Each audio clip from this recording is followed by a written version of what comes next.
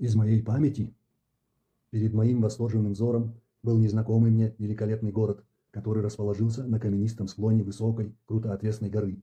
Поэтому создавалось впечатление, что песочного и белого цвета роскошные дома построены прямо на крышах других домов, продолжая дивную панораму прямо вверх, в сторону безоблачного неба. Знойное палящее солнце радовало меня, ведь я люблю жаркий экваториальный климат. При этом я всей своей душой успел ощутить царящее там умиротворяющее спокойствие, достоинство, справедливость, порядок, достаток и аристократизм.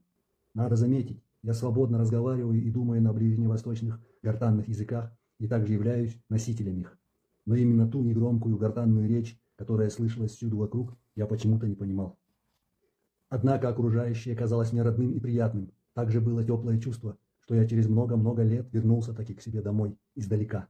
Конечно, это тогда показалось мне весьма странным, ведь я искренне считаю себя потомком легендарных тюрков, воинственных номадов-степняков, и с раннего детства знаю наизусть около 40 колен моих собственных славных предков. Честно говоря, я очень редко вижу сны, а запоминаю лишь только один сон в десятилетие.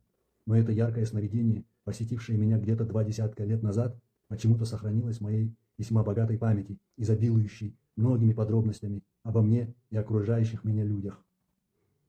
Мне еще много что есть сказать. Пожалуйста, подписывайтесь на мой канал.